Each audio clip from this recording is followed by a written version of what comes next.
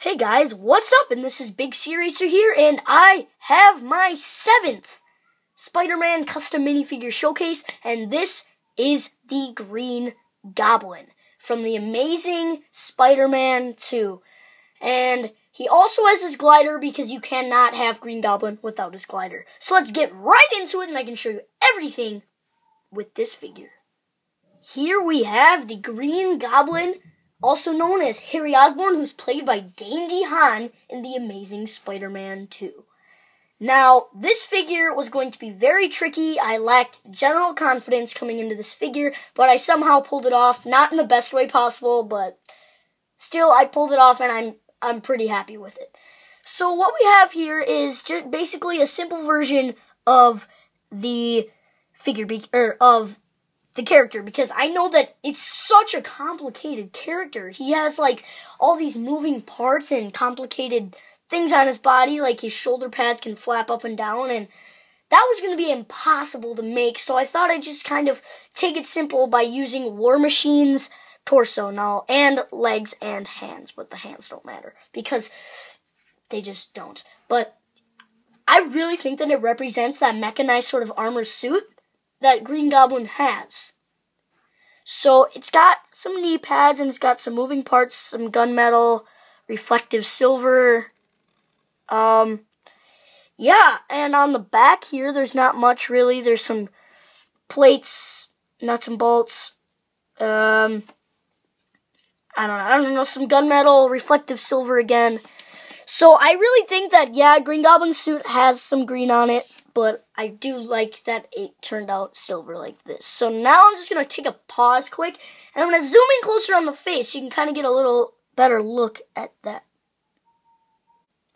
Okay, guys, I hope you can see that good. I mean, I have the flash on, so it's a little hard to see, but this is the face off of one of the goblins from the Gringotts Wizard Bank, half of the Diagon Alley Lego Harry Potter set. So I really think that this represents a really good kind of goblin face, because in the first movie, like the original Spider-Man movie directed by Sam Raimi, it came out in 2002, that Green Goblin, I don't know, and same with the comics and things like that.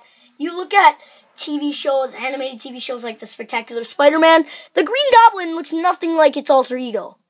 But in The Amazing Spider-Man 2, I do think that Mark Webb did a fantastic job, actually no, fantabulous, if that's even a word, job of keeping a human face in there. You can really see how it kind of infected him, the disease kind of got to him. He's a goblin, but you can still see a human face in there. So I tried to replicate that here, and I think that Gringotts Goblin really worked very well. So you can kind of see how it has that human face in there. And its ears kind of stick out like a goblin, and it still has, I don't even know if you can see that, some hair textures on there. There, maybe you can see that. It has some hair texture. And the nose, and the nose too is just amazing. It looks like so much like a human nose. It is just, I really think that this just matches so well with the Green Goblin. So let's move on to his glider. Oh man, we are already at the last part of the showcase here today, and it is Green Goblin's glider. But thank you guys so much for sticking around to watch this. You guys might have gotten a little bored, but if you have not, and are still watching this, thank you so much.